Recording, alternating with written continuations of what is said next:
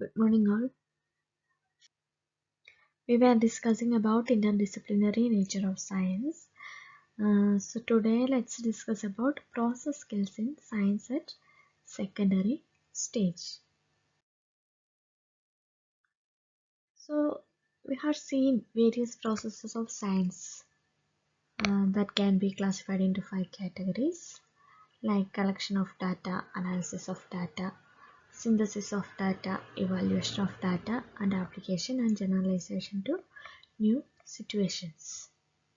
ഇതെവിടെയാണ് നമ്മൾ പഠിച്ചത്? Process nature of science, സയൻസിൻ്റെ പ്രോസസ് നേച്ചർ പഠിച്ചപ്പോഴാണ് ഈ 5 കാറ്റഗറീസ് നമ്മൾ പഠിച്ചത് അല്ലേ? അതുപോലെ സയൻസ് എന്ന് പറയുന്ന പ്രോസസ്സിനെ കാൾ പിയേഴ്സൺ 6 സ്റ്റെപ്സ് ആയിട്ട് തിരിച്ചിട്ടുണ്ട്. അതും നമ്മൾ ഡിസ്കസ് ചെയ്ത കാര്യമാണ്. ഇവിടെ ഇപ്പം എന്താണ് ചോദിച്ചിരിക്കുന്നത്? Process skills in science at secondary stage. സ്കിൽസിനെ കുറിച്ചാണ് ചോദിച്ചിരിക്കുന്നത്. കുറച്ച് സ്കിൽസ് നമ്മൾ പ്രോസസ്സിനെ കുറിച്ച് പഠിച്ചപ്പോൾ തന്നെ കണ്ടു, ഒരു 8 സ്കിൽസ്. അതെന്താണെന്ന് വെച്ചാൽ ഓവറോൾ ആയിട്ടുള്ള സ്കിൽസാണ് പറഞ്ഞിരിക്കുന്നത്. ഓക്കെ, അപ്പോൾ ഇവിടെ നമ്മൾ അതിനെക്കുറിച്ച് കുറച്ചുകൂടെ ഡീറ്റെയിൽ ആയിട്ട് പഠിക്കുകയാണ് ചെയ്യുന്നത്. So let's see what are the process skills in science at secondary stage. So, a number of process skills are involved in the use of problem solving or scientific method. Process skills are part of a chain of activities to collect evidence and to reach valid inferences through an analysis of the same. Okay, so it focuses on a scientific procedure of developing new knowledge and learning on one's own. Then, American Association for Advancement of Science, AAAS, has identified 8 basic skills and 5 integrated processes. അപ്പോൾ എന്താണ് process skills? എന്തിൻ്റെ പാർട്ടാണെന്നാണ് പറയുന്നത്?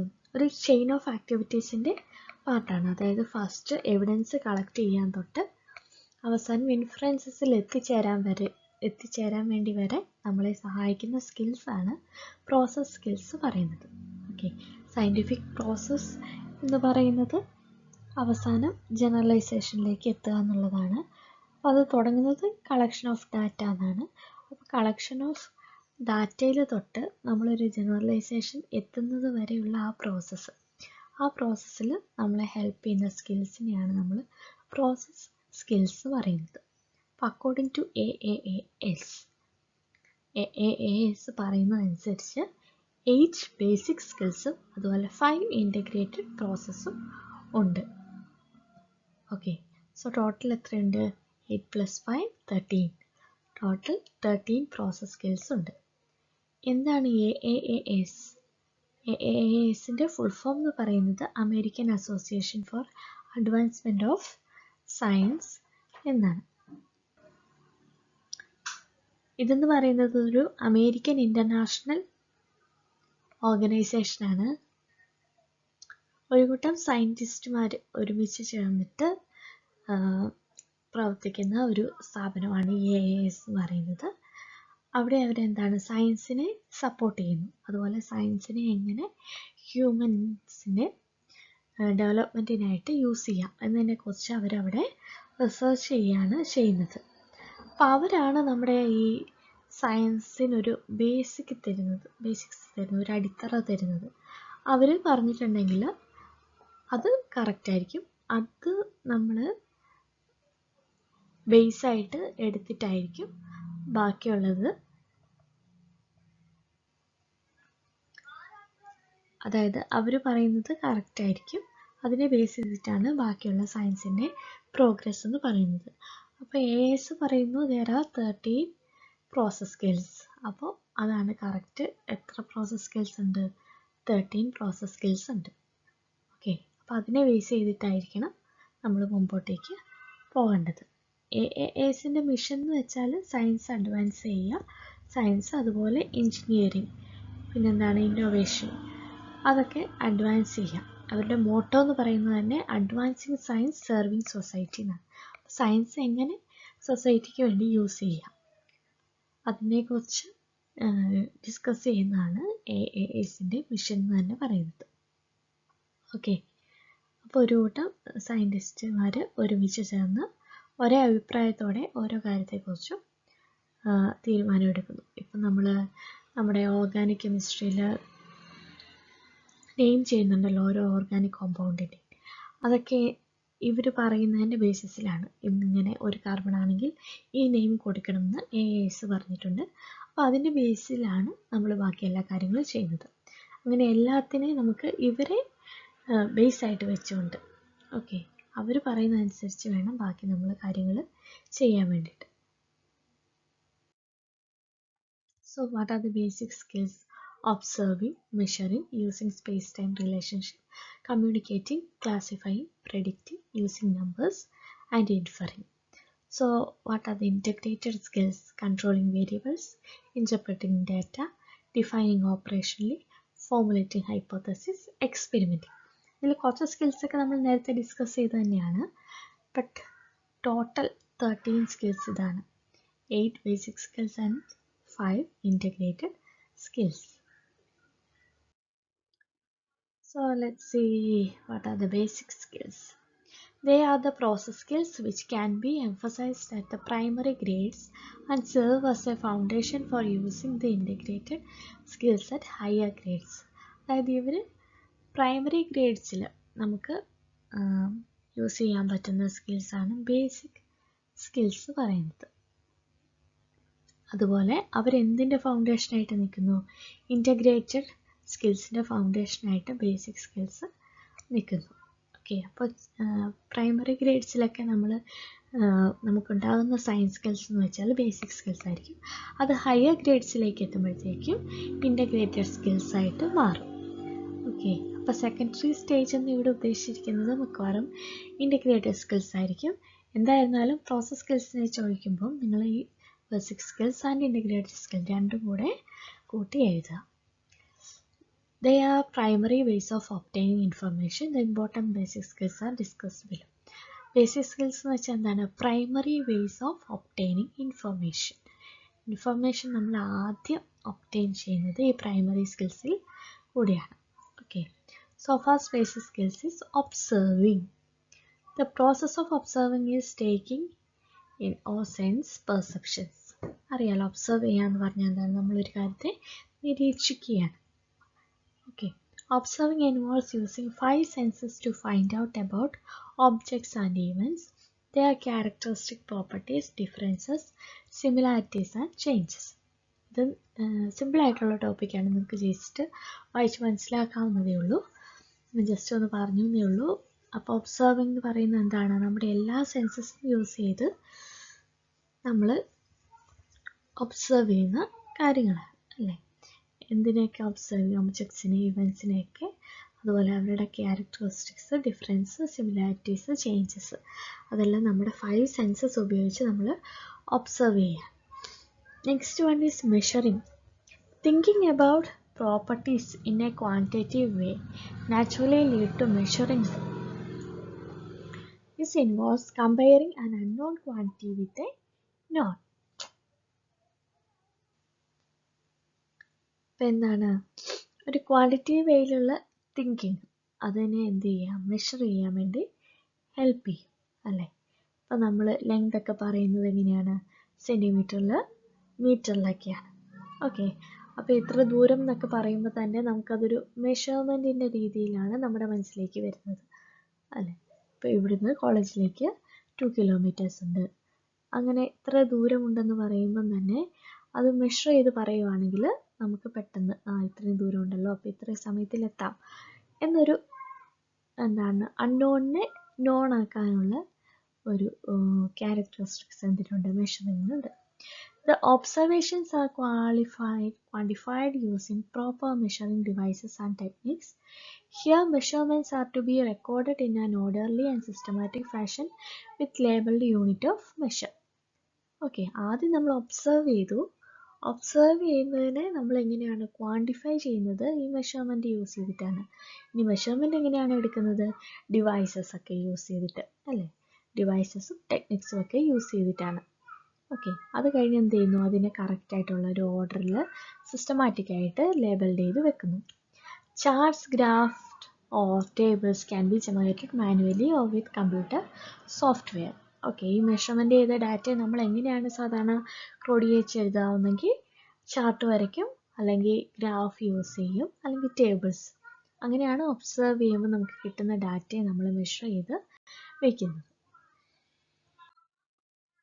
Next one is using space time relationship. It refers to observation of form, distance, motion, speed, directions and time. അപ്പോൾ ഇതെന്താണ്, observation just measure ചെയ്യുക മാത്രമല്ല, അതിനെന്ത് ചെയ്യുന്നു, സ്പേസ് ടൈം റിലേഷൻഷിപ്പ് കൂടി കൊടുക്കുന്നു. It refers to observation of form, distance, motion, speed, directions and time. Direction കൊടുക്കുന്നു, speed കൊടുക്കുന്നു. ഓക്കെ, ഇങ്ങോട്ടേക്കാണ് മൂവ് ചെയ്യുന്നതെന്ന് പറയുന്നു. അങ്ങനെ ഒബ്സർവേഷന് സ്പേസും ടൈമുമായിട്ടുള്ള റിലേഷൻ കൊടുക്കുന്നു. ഓക്കെ, സ്പീഡ് എന്ന് പറയുമ്പോൾ തന്നെ എന്താണ്, distance divide by time. Okay, അപ്പോൾ അതിനെവിടെ എന്താണ് വന്നത്, ഒരു സ്പേസും ടൈമും തമ്മിലുള്ള ഒരു റിലേഷൻ വന്നു. This skill originates from the ability to identify shape of bodies, their motion, speed and direction. ഇത് എപ്പോഴാണ് നമുക്ക് കിട്ടുന്നത്, സ്പേസ് ടൈം റിലേഷൻഷിപ്പ് യൂസ് ചെയ്യുമ്പോൾ അത് നമുക്ക് ഷേപ്പ് ഓഫ് ബോഡീസ് ഐഡൻറ്റിഫൈ ചെയ്യാൻ പറ്റുമ്പോൾ, അതുപോലെ അവരുടെ മോഷൻ, സ്പീഡ്, ഡയറക്ഷൻ ഇതൊക്കെ നമുക്ക് പറയാൻ വേണ്ടി പറ്റുമ്പോഴാണ് ഈ സ്പേസ് ടൈം റിലേഷൻഷിപ്പ് ഉപയോഗിച്ചുള്ള പ്രോസസ് സ്കിൽസ് നമുക്ക് കിട്ടുന്നത്. Next one is communicating. It refers to the use of written and spoken words, graphs, demonstrations, drawings or tables to transmit information and ideas to others. ഇതെന്താണ്, ഇപ്പോൾ നമുക്ക് കിട്ടിയ റിലേഷൻഷിപ്പിനെ അല്ലെങ്കിൽ എന്താണ് കിട്ടിയ കാര്യങ്ങളെ നമ്മൾ എന്ത് ചെയ്യണം, കമ്മ്യൂണിക്കേറ്റ് ചെയ്യണം. അത് കമ്മ്യൂണിക്കേറ്റ് ചെയ്യാൻ വേണ്ടിയിട്ട് റിട്ടൺ അല്ലെങ്കിൽ സ്പോക്കൺ വേർഡ്സ് അല്ലെങ്കിൽ graphs, demonstrations, drawings, diagrams, tables അതെല്ലാം നമ്മൾ യൂസ് ചെയ്യുന്നു. To reflect the true nature of science, ideas must be shared. Ideas share ചെയ്താൽ മാത്രമേ നമുക്ക് എന്ത് എക്സ്പ്ലെയിൻ ചെയ്യാൻ പറ്റുള്ളൂ, true nature of science explain ചെയ്യാൻ വേണ്ടി പറ്റുള്ളൂ. So communication is an important process skill. Classifying. It refers to the process of organising observations in ways which carry special meaning. ഇതെന്തുകൊണ്ട് എന്താണ് ഉദ്ദേശിക്കുന്നത്, ഓർഗനൈസ് ചെയ്യാണ് ഒബ്സർവേഷനെ. ഓക്കെ, അങ്ങനെ ഒബ്സർവേഷൻസിനെ കറക്റ്റായിട്ട് ഓർഗനൈസ് ചെയ്യുമ്പോൾ ഈ ഓരോ ക്ലാസിഫിക്കേഷനും ഓരോ സ്പെഷ്യലായിട്ടുള്ള മീനിങ് വരും. It is the grouping or ordering subjects or events according to similarities or differences in properties. അപ്പോൾ എന്താണ് സിമിലാരിറ്റീസ് അല്ലെങ്കിൽ ഡിഫറൻസസ്, അതിൻ്റെ ബേസിസിലായിരിക്കും നമ്മൾ നമ്മളുടെ സബ്ജക്റ്റിനെ അല്ലെങ്കിൽ ഇവൻറ്റിനെയൊക്കെ ഗ്രൂപ്പ് ചെയ്യുന്നത്. Here lists, tables or charts are generated. ഇവിടെ എന്താണ് ക്ലാസിഫൈ ചെയ്യുമ്പോഴും ലിസ്റ്റസ് അല്ലെങ്കിൽ ടേബിൾസ്, ചാർട്ട്സ് ഇതൊക്കെ ജനറേറ്റ് ചെയ്യേണ്ടി വരും. ഓക്കെ, അങ്ങനെയാണ് നമുക്ക് കിട്ടിയ കാര്യങ്ങളെ ക്ലാസിഫൈ ചെയ്ത് വെക്കുന്നത്. Then predicting. To predict is to forecast a future observation by inferring from data. Prediction നമ്മളെങ്ങനെയാണ് നടക്കുന്നത്, നമുക്കിപ്പോൾ കിട്ടിയ ഡാറ്റയെ നമ്മൾ അനലൈസ് ചെയ്യുന്നു, അതിൻ്റെ ബേസിസിൽ ഫ്യൂച്ചറിൽ എങ്ങനെയായിരിക്കും സംഭവിക്കുക എന്ന് നമ്മൾ പ്രെഡിക്റ്റ് ചെയ്യുന്നു. It is the process of forming an idea of expected results.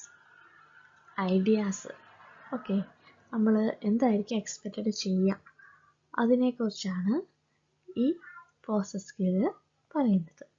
It refers to types of thinking that require our best guesses based on the information available to us. Martin ഇങ്ങനെ ഈ ബ്രാക്കറ്റിൽ എഴുതുന്നത് എന്താണ്, ഇവരുടെ PhD തീസിസിൽ അല്ലെങ്കിൽ ഇവർ പറഞ്ഞിട്ടുള്ള കാര്യങ്ങളാണ് ഈ ഒരു സെൻറ്റൻസ്. ഓക്കെ, മാർട്ടിൻ എന്ന് പറയുന്ന അദ്ദേഹം പറഞ്ഞിട്ടുള്ള കാര്യമാണ് ഈ ഒരു സെൻറ്റൻസ്. അപ്പം അദ്ദേഹത്തിൻ്റെ PhD തീസിസിൽ അല്ലെങ്കിൽ അദ്ദേഹം പറഞ്ഞിട്ടുള്ള കാര്യം ആണ് നമ്മളിവിടെ റെഫർ എഴുതുന്നെങ്കിൽ നമ്മുടേതല്ലാത്തൊരു കാര്യം നമ്മൾ എഴുതുമ്പോൾ അതെപ്പോഴും റെഫറൻസ് കാണിക്കണം. ഓക്കെ, അപ്പോൾ ഈ സെൻറ്റൻസ് എവിടെ നിന്നാണ് എടുത്തിട്ടുള്ളത്, മാർട്ടിൻ എന്ന് പറയുന്ന അദ്ദേഹത്തിൻ്റെ ഐഡിയയിൽ നിന്നാണ് എടുത്തിട്ടുള്ളത്. എന്താണ് അദ്ദേഹം പറയുന്നത്? It refers to types of thinking that require our best guesses based on the information available to us. അതായത് നമുക്കിപ്പോൾ കിട്ടിയിട്ടുള്ള ഇൻഫർമേഷൻ അതിനെ ബേസ് ചെയ്തിട്ടുള്ള ബെസ്റ്റ് ഗസ്സിനെയാണ് നമ്മൾ എന്ത് പറയുന്നത്? പ്രഡിക്ഷൻ എന്ന് പറയുന്നത്. It is an insight of what will ochre based on present knowledge and understanding observations and information. എന്ന് വെച്ചാൽ അതൊരു ഇൻസൈറ്റ് ആണ്. നമുക്കിപ്പോൾ കിട്ടിയിട്ടുള്ള നോളജും അണ്ടർസ്റ്റാൻഡിങ് ഒബ്സർവേഷൻ ഇൻഫ്ലുവൻസും ഒക്കെ ഉപയോഗിച്ചിട്ട് ഭാവിയിൽ എന്താണ് നടക്കാൻ പോകുക എന്നുള്ളതിനെക്കുറിച്ച് നമുക്ക് കിട്ടുന്ന ഒരു ഇൻസൈറ്റ് ആണ് എന്ത്? പ്രഡിക്ഷൻ എന്ന് പറയുന്നത്. Next is using numbers. This means applying number and mathematical relationship to make decisions. Numbers are basics to science. എന്ന് വെച്ചാൽ നമ്പേഴ്സ് ഇല്ലാത്ത സയൻസ് ഇല്ല.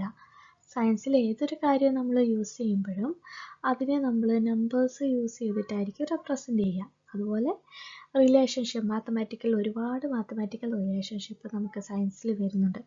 അപ്പോൾ ഇതൊക്കെ മനസ്സിലാക്കണമെങ്കിൽ നമുക്ക് എന്ത് വേണം? നമ്പേഴ്സ് എങ്ങനെയാണ് യൂസ് ചെയ്യേണ്ടത് എന്നതിനെക്കുറിച്ചുള്ളൊരു സ്കില്ല് നമുക്കുണ്ടായിരിക്കണം. Mathematical knowledge is applied here. ഇവിടെ എന്ത് അപ്ലൈ ചെയ്യും? മാത്തമാറ്റിക്കൽ നോളജാണ് അപ്ലൈ ചെയ്യുന്നത്. Then inferring. It is the process of interpreting or explaining observations or experiences. Inferences lead to conclusion. അപ്പോൾ ഇവിടെയാണ് ഇൻഫറൻസസ് എന്തായിട്ട് മാറുന്നത്? കൺക്ലൂഷനായിട്ട് മാറുന്നത്. നമുക്ക് കിട്ടിയ ഡാറ്റ എല്ലാം നമ്മൾ ഇതിനു മുമ്പ് പറഞ്ഞിരിക്കുന്ന പ്രോസസ് സ്കിൽസ് യൂസ് ചെയ്ത് എല്ലാം അനലൈസ് ചെയ്ത് ക്ലാസിഫൈ ചെയ്തു, നമ്പേഴ്സ് യൂസ് ചെയ്ത് റിലേഷൻഷിപ്പ് ചെക്ക് ചെയ്തു, ഇനി ഭാവിയിൽ എന്തായിരിക്കും നടക്കുന്നതെന്ന് പ്രെഡിക്റ്റ് ചെയ്തു. അങ്ങനെ എല്ലാം ചെയ്ത് കഴിഞ്ഞിട്ട് അവസാനം നമുക്ക് കിട്ടിയതിനെ നമ്മൾ ഇൻ്റർപ്രറ്റ് ചെയ്തു. എന്നിട്ട് ഒബ്സർവേഷൻസ് ഒക്കെ എക്സ്പ്ലെയിൻ ചെയ്തിട്ട് നമ്മൾ അവസാനം എന്തിലെത്തുന്നു? ഒരു കൺക്ലൂഷനിലെത്തുന്നു. The accuracy of our inferences usually improves with more chances to observe. അപ്പോൾ നമ്മൾ എത്രമാത്രം ഒരു ഇൻസിഡൻറ്റിനെ അല്ലെങ്കിൽ ഒരു ഫിനോമിനെ ഒബ്സർവ് ചെയ്യുന്നോ, ഒബ്സർവേഷൻസ് നമ്പർ കൂടുന്നതനുസരിച്ച് നമ്മൾ എത്തിച്ചേരുന്ന ഇൻഫറൻസസിൻ്റെ ആക്യുറസി കൂടും. നമ്മൾ ഒരു പ്രാവശ്യം 2 പ്രാവശ്യം ഒബ്സർവ് ചെയ്തിട്ട് ഇതിങ്ങനെയായിരിക്കും എന്നാൽ പിന്നെ നമുക്ക് ജനറലൈസേഷൻ എത്താം എന്ന് പറയുന്നതിനേക്കാളും എത്രയോ ആക്യുറേറ്റ് ആയിരിക്കും അതേ ഇൻസിഡൻറ്റ് ഒരു 50 പ്രാവശ്യം അല്ലെങ്കിൽ 100 പ്രാവശ്യം കണ്ടു നോക്കുമ്പോൾ അതിൻ്റെ കറക്റ്റ് ആക്യുറസി നമുക്ക് മനസ്സിലാവും. ഓക്കെ, ഇനി ഈ സെൻറ്റൻസ് ആരാണ് പറഞ്ഞിട്ടുള്ളത്? ഗേഗ ആൻഡ് പീറ്റേഴ്സ്. ഈ 2 സയൻറ്റിസ്റ്റുമാരെ കണ്ടുപിടിച്ചതാണ്. നമ്മളിവിടെ കോട്ട് ചെയ്തിരിക്കുന്നത്. എന്താണ് അദ്ദേഹം പറഞ്ഞിരിക്കുന്നത്? Accuracy of inferences usually improves with more chances to observe. Okay, അപ്പോൾ ഈ നമ്മൾ പറയുന്ന സെൻറ്റൻസ് ഒന്നും ഇങ്ങനെ വെറുതെ പറയുന്നതല്ല, നമ്മൾ കറക്റ്റായിട്ട് റെഫർ ചെയ്യുന്നതാണ് പല ബുക്സിൽ നിന്ന്. ഓക്കെ, അപ്പോൾ നിങ്ങൾ എക്സാമിനൊന്നും എഴുതുമ്പോൾ ഇങ്ങനെ ബ്രാക്കറ്റിലൊന്നും എഴുതണ്ട. ഞാനിത് ജസ്റ്റ് വേറെ സ്ഥലത്തൊന്നും എടുത്തതെന്ന് കാണിക്കാൻ വേണ്ടിയിട്ട് പറഞ്ഞു എന്നേ ഉള്ളൂ. സോ അത്രയായിരുന്നു നമ്മുടെ ബേസിക് സ്കിൽസ്. ഓക്കെ, ഇനി നമ്മുടെ ഇൻ്റഗ്രേറ്റഡ് പ്രോസസ് സ്കിൽസിലേക്ക് പോകാം. Integrated science process skills rely on the learner's capabilities to think at a higher level and to consider more than one thought at a time. Integrated എന്ന് പറയുമ്പോൾ കുറച്ചുകൂടെ grade കൂടിയതാണ്. കുറച്ചുകൂടെ complex ആണ്. Basic അല്ല. Basic സ്കിൽസൊക്കെ scientific നേച്ചറുള്ള ഏതൊരാൾക്കും ഉണ്ടാകുന്നതാണ്. അപ്പോൾ ഇൻ്റഗ്രേറ്റഡ് പ്രോസസ് സ്കിൽസ് ഉണ്ടാകണമെങ്കിൽ കുറച്ചുകൂടെ ഹയർ ലെവലിലുള്ള തിങ്കിങ് ആവശ്യമാണ്. അതായത് ഒരു സമയത്ത് നമ്മൾ ഇപ്പോൾ ഒബ്സർവിങ് എന്ന് പറയുന്നൊരു കാര്യം മാത്രമല്ല ചെയ്യുന്നത്. ഒബ്സർവ് ചെയ്യുമ്പം അതിൻ്റെ കൂടെ വേറെ എന്തൊക്കെ വരുന്നുണ്ട് അതും കൂടെ നമ്മൾ തിങ്ക് ചെയ്യുന്നുണ്ട്. അപ്പോൾ ഒരേ സമയത്ത് നമുക്ക് പല കാര്യങ്ങൾ റിലേറ്റ് ചെയ്യാൻ വേണ്ടി പറ്റണം. അതാണ് ഇൻ്റഗ്രേറ്റഡ് പ്രോസസ് സ്കിൽസ് എന്ന് പറയുന്നത്. The important integrated process skills are discussed below. First one is controlling variables. നമ്മൾ ക്ലാസ്സിൽ പറഞ്ഞ കാര്യമാണ്. ഇതെന്താണ്? It refers to manipulating one factor to investigate the outcome of an event while other factors are held constant. നമ്മൾ പറഞ്ഞു പ്രഷറും ടെമ്പറേച്ചറും തമ്മിലുള്ള relation നമുക്ക് മനസ്സിലാക്കണം. അങ്ങനെ നമ്മൾ മനസ്സിലാക്കുമ്പോൾ അതിൻ്റെ കൂടെ വേരി ചെയ്യാൻ ചാൻസ് ഉള്ള ഒരു ക്വാണ്ടിറ്റിയാണ് വോളിയം എന്ന് പറയുന്നത്. അപ്പോൾ നമ്മൾ എന്ത് ചെയ്യുന്നത് വെച്ചാൽ ഇവിടെ വേരിയബിൾ ആയിട്ടുള്ളതിനെ കോൺസ്റ്റൻ്റ് ആക്കി നിർത്തുന്നു. അതായത് നമ്മൾ കൺട്രോൾ ചെയ്യുന്നു ആ വേരിയബിളിൽ. വോളിയത്തെ നമ്മൾ കോൺസ്റ്റൻ്റ് ആക്കി വെച്ചിട്ട് പ്രഷറും ടെമ്പറേച്ചറും തമ്മിലുള്ള റിലേഷൻ കാൽക്കുലേറ്റ് ചെയ്യുന്നു. അങ്ങനെ അപ്പോൾ നമുക്കൊരു ഫിനോമിന കിട്ടുമ്പം ഇതിൽ ആരെയാണ് കൺട്രോൾ, ഇതിൽ ഏതാണ് വേരിയബിൾ ആയിട്ടുള്ളത്, ഓക്കെ, ഈ ഏത് വേരിയബിളിനെയാണ് നമ്മൾ കൺട്രോൾ ചെയ്ത് നിർത്തേണ്ടത് എന്നൊക്കെ നമുക്ക് മനസ്സിലാകണം. ഓക്കെ, അതിനുള്ള പ്രോസസ് സ്കില്ലാണ് ഇത് കൺട്രോളിങ് വേരിയബിൾസ് എന്ന് പറയുന്നത്. Next one is interpreting data. Interpreting data involves organizing, analyzing, and synthesizing data using tables, graphs, and diagrams to locate patterns that leads to construction of inferences, predictions, or hypotheses. Interpretation എന്താണ് ഉദ്ദേശിക്കുന്നത്? Data organise ചെയ്യുക, analyse ചെയ്യുക, synthesise ചെയ്യുക, എന്തൊക്കെ use ചെയ്തിട്ട് tables, graphs, diagrams. എന്നിട്ട് എന്താണ്, അതെന്തെങ്കിലും ഇങ്ങനെ അനലൈസ് ചെയ്ത് നോക്കുമ്പോൾ എന്തെങ്കിലും ഒരു കോമൺ പോയിന്റിലേക്ക് ഇത് ലീഡ് ചെയ്യുന്നുണ്ടോ, എന്തെങ്കിലും ഒരു ഇൻഫറൻസ് നമുക്ക് കിട്ടുന്നുണ്ടോ, അല്ലെങ്കിൽ നമുക്ക് ഇതിൽ നിന്ന് എന്തെങ്കിലും പ്രെഡിക്റ്റ് ചെയ്യാൻ പറ്റുന്നുണ്ടോ എന്നൊക്കെ ചെക്ക് ചെയ്യണം. Then defining operationally. It is creating a definition by describing what is done and observed. ഞാൻ പറഞ്ഞു, ഇപ്പം നമ്മൾ എന്താണ് സയൻസിനെ കുറിച്ചാണ് പഠിക്കുന്നതെങ്കിൽ പോലും നമ്മൾ അതിന് ഓപ്പറേഷണൽ ഡെഫിനേഷൻ കൊടുക്കുമ്പോൾ എന്താണ് എഴുതേണ്ടത്? നമ്മൾ ഈ സയൻസിനെ കുറിച്ച് നമ്മുടെ ഈ തീസിസിൽ എന്താണ് ചെയ്തിരിക്കുന്നത്, അതാണ് ഓപ്പറേഷണൽ ഡെഫിനേഷൻ ഓഫ് സയൻസ് എന്ന് പറയുന്നത്. Okay, it is written in the language of students. അതായത് ഇത് ആരെങ്കിലും പറഞ്ഞ സയൻസിനെ കുറിച്ചുള്ളൊരു ഡെഫിനേഷൻ അല്ല എഴുതേണ്ടത്, നമ്മൾ സ്വന്തമായിട്ടുണ്ടാക്കുന്ന ഒരു ഡെഫിനേഷനാണ് ഓപ്പറേഷണൽ ഡെഫിനേഷൻ പറയുന്നത്. Definition are in context of students' experience, not from the glossary and not to be memorized. Next one is formulating hypothesis. അതിനെയാണ് നമ്മൾ ഹൈപ്പോത്തസിസ് എന്ന് പറയുന്നത്.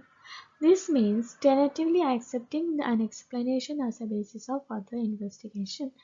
That is, making sure guesses based on evidence that can be tested through experimentation. എന്ന് വെച്ചാൽ പറഞ്ഞല്ലോ, നമ്മൾ ആദ്യം തന്നെ ഒരു ഹൈപ്പോത്തസിസ് അങ്ങ് പറയാണ്, ഇതിങ്ങനെയായിരിക്കും, ഈ രണ്ട് വേരിയബിൾസ് തമ്മിൽ ഒരു റിലേഷൻ ഉണ്ട്. അപ്പോൾ നമ്മൾ അവസാനം എന്ത് ചെയ്യുന്നു, ഇത് ശരിയാണോ എന്ന് ടെസ്റ്റ് ചെയ്യുന്നു. എന്നിട്ട് ടെസ്റ്റ് ചെയ്തിട്ട് മാത്തമാറ്റിക്കൽ ഫോർമുലയിലൂടെ ടെസ്റ്റ് ചെയ്യുന്നു. ടെസ്റ്റ് ചെയ്തിട്ട് കറക്റ്റ് എന്നുണ്ടെങ്കിൽ അതിനെ നമ്മൾ ആക്സെപ്റ്റ് ചെയ്യുന്നു. ഓക്കെ, അപ്പോൾ നമുക്ക് നമ്മുടെ ഹൈപ്പോത്തസിസിനൊരു എക്സ്പ്ലനേഷൻ കിട്ടും. ഓക്കെ, നമുക്ക് ഫർദർ ഇൻവെസ്റ്റിഗേഷനൊക്കെ വേണ്ടിയിട്ട് യൂസ് ചെയ്യാം. ഇനി അങ്ങനെയല്ല എങ്കിൽ അതിനെ നമുക്ക് റിജക്റ്റ് ചെയ്യുകയും ചെയ്യാം. Then എക്സ്പെരിമെൻറ്റിംഗ്. It refers to designing one's own experiment to test a hypothesis using procedures to obtain reliable data. ഇതെന്താണ്, ഒരു എക്സ്പെരിമെൻറ്റിനെ നമ്മൾ ഡിസൈൻ ചെയ്യുകയാണ്. എന്തിനു വേണ്ടിയിട്ട്? To test a hypothesis using procedures എല്ലാം യൂസ് ചെയ്തിട്ട് ഒരു ടെസ്റ്റിനെ, ഒരു ഹൈപ്പോത്തസിസിനെ നമ്മൾ ഒരു എക്സ്പെരിമെൻറ്റ് ഡിസൈൻ ഉണ്ടാക്കിയിട്ട് ടെസ്റ്റ് ചെയ്ത് നോക്കുകയാണ്. അപ്പോൾ നമുക്ക് റിലയബിൾ ആയിട്ടുള്ള ഡാറ്റാസ് കിട്ടും. അപ്പോൾ ഇത് 5 നമ്മൾ എന്ത് പറയുന്നത്, ഇൻ്റഗ്രേറ്റഡ് സ്കിൽസ് പറയുന്നത്. അപ്പം നമുക്ക് ബേസിക് സ്കിൽസ് കറക്റ്റായിട്ട് അറിഞ്ഞാൽ മാത്രമേ നമുക്ക് ഈ ഇൻ്റഗ്രേറ്റഡ് സ്കിൽസ് ഒബ്റ്റെയിൻ ചെയ്യാൻ വേണ്ടി പറ്റുള്ളൂ. Okay, the above mentioned skills and integrated processes do not operate in isolation. Experiment, for example, involves coordination among all the preceding basic skills and integrated processes. അതായത് ഇത് ഓരോന്നും തനിയെ യൂസ് ചെയ്യാൻ പറ്റുന്ന skills അല്ല. ഓക്കെ, ഇതെല്ലാം അങ്ങോട്ടും ഇങ്ങോട്ടും ഇൻ്റർഡിപ്പെൻഡൻ്റ് ആണ്. ഇപ്പം ഫോർ എക്സാമ്പിൾ എക്സ്പെരിമെൻറ്റിങ്ങിന് നമ്മൾ ആദ്യം എന്ത് ചെയ്യണം, ഡിസൈൻ ചെയ്യുകയാണ് ചെയ്യേണ്ടത്. അപ്പോൾ ഈ ഡിസൈനിങ്ങിൽ തന്നെ എന്ത് വരുന്നുണ്ട്, ആദ്യത്തെ ഒബ്സർവേഷൻ വരുന്നുണ്ട്, അതുപോലെ using numbers, measures, using space time relationship, communication, ഇതെല്ലാം ബേസിക് സ്കിൽസ് എല്ലാം എവിടെ വരുന്നുണ്ട്, എക്സ്പെരിമെൻറ്റിങ്ങിൻ്റെ ഡിസൈനിങ് തന്നെ വരുന്നുണ്ട്. അല്ലെങ്കിൽ ഇത് ടെസ്റ്റ് ചെയ്യണമെങ്കിൽ നമ്മൾ ഹൈപ്പോത്തസിസ് ഉണ്ടാക്കണം. ഹൈപ്പോത്തസിസ് ടെസ്റ്റ് ചെയ്യണമെങ്കിൽ വേരിയബിൾസ് എല്ലാം കൺട്രോൾ ചെയ്തിട്ട് ഡാറ്റ ഇൻറ്റർപ്രറ്റ് ചെയ്തിട്ട് അങ്ങനെയാണ് നമ്മൾ എന്ത് ചെയ്യുന്നത്, ഫൈനലി ഒരു കൺക്ലൂഷനിലേക്ക് എത്തുന്നത്. സോ ഇതെല്ലാം എന്താണ്, അങ്ങോട്ടും ഇങ്ങോട്ടും ഇന്റർഡിപ്പെൻഡൻ്റ് ആണ്. Okay, so these are all about basic process skills and also integrated process skills. Okay. അപ്പോൾ process skills in science at secondary stage എന്ന് ചോദിക്കുവാണെങ്കിൽ നിങ്ങൾ according to AIS there are 13 process skills എഴുതിയിട്ട് basic process skills integrated process സ്കിൽസും എഴുതാൻ നിങ്ങൾക്ക്. Okay, ഇത് അതിനെക്കുറിച്ചുള്ള ഒരു എക്സ്പ്ലനേഷൻ ആണ്. പെട്ടെന്ന് നിങ്ങൾക്ക് നോക്കാൻ വേണ്ടിയിട്ട് ഇത് യൂസ് ചെയ്യാൻ വേണ്ടി പറ്റും. ഓക്കെ, ഇതിലിപ്പോൾ 12 കാണുന്നത് ഇവർ മെഷറിങ് യൂസിങ് നമ്പേഴ്സും ഒന്നാക്കിയിട്ടു. കാരണം രണ്ടും ഏകദേശം സെയിം മീനിങ് ആണ് വരുന്നത്. അതുകൊണ്ട് അവരതിനെ ഒന്നാക്കിയിട്ടു. നിങ്ങൾ എഴുതുമ്പോൾ രണ്ടാക്കിയിട്ട് എഴുതിയാൽ മതി. ഓക്കെ, ഇത് ജസ്റ്റ് വായിച്ച് നോക്കുക. അതിൽ എക്സാമ്പിൾസ് എല്ലാം കൊടുത്തിട്ടുണ്ട്. അപ്പോൾ നിങ്ങൾക്ക് പെട്ടെന്ന് മനസ്സിലാവും. ഓക്കെ,